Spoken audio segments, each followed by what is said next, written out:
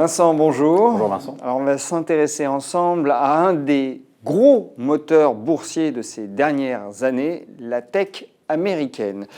Pourquoi? Eh bien tout simplement parce que la dynamique semble un peu grippée, et donc la question c'est de savoir si le moteur va carrément caler. Oui, effectivement, le marché, le compartiment technologique américain, les indices Nasdaq, pour parler simplement, sont le marché action qui attire le plus de capitaux dans le monde depuis maintenant 10 ou 15 ans. À tel point qu'en termes de capitalisation boursière, on atteint des niveaux complètement colossaux. Pour donner un ordre d'idée aux spectateurs, prenez les GAFAM, prenez-en simplement deux, prenez Google, prenez Apple, vous sommez la capitalisation boursière de ces deux titres, vous égalez le CAC 40. Dans son intégralité, 40 entreprises. Donc. Dans son intégralité. Et on compare là Google et Facebook, c'est du business online. Facebook, c'est un forum à la base, avec des gros acteurs industriels français. Moi, je prends tous les actifs de Total, ça paraît un peu étonnant que ça vale un cinquième d'Apple, mais c'est comme ça. Donc effectivement, c'est un marché qui attire beaucoup de capitaux et c'est cité par certains comme étant là, avec un grand L majuscule, bulle financière la plus importante des 10 dernières années sur le marché action international. Pour deux raisons. D'une part, les performances relatives qui sont incroyables. Et puis, en termes de capitaux, vous savez que l'investissement maintenant se fait essentiellement par effet de levier, donc c'est une forme de dette. C'est le marché sur lequel la dette dite de marge est une des plus importantes du monde. Donc, les volumes, les positions tenues sont gigantesques, les performances sont incroyables depuis 10 ans. Le risque, c'est qu'un jour, tout le monde veuille vendre en même temps. Et là, c'est compliqué. Alors, on a déjà eu un petit aperçu de ce que ça pourrait donner en fin d'année dernière, puisqu'on a eu une très belle cassure de la tendance. Tout à fait. Ce qui est tout aussi incroyable, c'est qu'on est reparti comme en 40 Exactement. Pour monter en ligne droite. C'était une hausse rectiligne. Mais on vient de retaper au même niveau où on a culminé précédemment. Donc Exactement. on a formé un double sommet, un double top. Tout à fait. Sur le Nasdaq. Vous utilisez de très bons termes techniques. Alors, ça c'est pour le marché en général.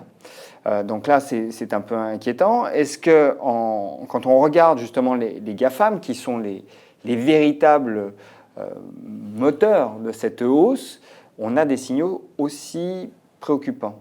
Alors, je vais vous répondre sur tous ces sujets-là. Effectivement, entre octobre et décembre dernier, pas seulement le Nasdaq, pas seulement les GAFAM, mais les GAFAM, entre autres, ont fortement corrigé. Il était temps. Ça faisait partie des éléments cités en septembre dernier comme un risque. Il fallait prendre des bénéfices. On ne monte pas en ligne droite, sans prise de profit. Il y a un retour de bâton, un moment ou un autre. Bon, c'est très bien ce qui s'est passé. Et en décembre dernier, la phase de prise de bénéfices était réelle. C'était 20-30%, voire davantage sur certains GAFAM. Et puis on est passé d'un excès à l'autre, puisque tous ces titres, Google, Amazon, Facebook, et Microsoft, voilà, merci, sont remontés tout en haut. Et même pour certains, on fait un nouveau sommet marginal. On dépassait les sommets historiques. Alors, un piège technique, puisque le cours a réintégré et maintenant est en train de retomber vers ses plus bas de décembre dernier. Mais ça montre à quel point le réflexe du marché est quand même de revenir à l'achat sur ces titres-là. Maintenant, pour vous répondre sur l'aspect technique, comme les indices Nasdaq, les GAFAM, qui en fait sont le Nasdaq, et puis c'est un baromètre général, s'exposent maintenant à un risque de figure de renversement baissier, en double sommet, sous les sommets historiques. Le risque, c'est d'enfoncer les plus bas de décembre dernier. Sur les GAFAM et sur les indices Nasdaq, ça serait activer des figures de renversement de long terme, et donc là je parle de plusieurs mois de baisse en perspective. Qui pourrait nous emmener jusqu'à où? Faisons-nous peur? Eh bien, très bas, c'est 30% de baisse supplémentaire. Vous reportez, en fait, en analyse technique, les figures de sommet, vous reportez la hauteur.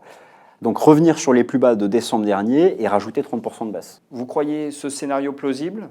Alors, par expérience, sur les indices boursiers, depuis que les banques centrales sont à la manœuvre, les figures de sommet sont faites pour soit ne pas fonctionner, ou en tout cas, on revient chercher les lignes d'activation et ça tient. Et finalement, ça fait un simple trading range. D'accord ? Donc déjà, je pense qu'on peut aller se faire peur, aller les tester. Maintenant, viendra le moment où, lorsque les banques centrales lâcheront la bride, et on a vu que la Réserve fédérale l'avait lâché, cette bride, et qu'elle a bien compris qu'il fallait revenir. On parle même maintenant de baisse de taux de la part de la Réserve fédérale. Et viendra un moment où ce sera plus suffisant. Mais pour vous répondre d'un point de vue subjectif, je pense qu'on se fera peut-être peur, mais qu'on n'activera pas ces scénarios de renversement de fonds. Il y a trop de force de rappel. Bon, alors, je reformule ma question. Est-ce que, alors que cette décennie écoulée, il fallait en avoir en portefeuille, aujourd'hui, on peut mettre des GAFAM en portefeuille? Alors, d'un point de vue de la tendance de fond, lorsqu'on passe de 1 dollar à 1000 dollars, 15 ans de hausse, et qu'on veut acheter pour la première fois, on arrive après la bataille, il y a peut-être d'autres opportunités. Maintenant, ces titres vont continuer à attirer les capitaux, l'épargne internationale, elle est gigantesque. On peut y revenir, mais il faut soigner son timing, donc attendre un bon support. Quitte à y revenir, pourquoi pas attendre un retour sur les points bas de décembre dernier. Lorsque le marché se fera peur, ne serait-ce qu'en première intention, ça peut générer un rebond technique.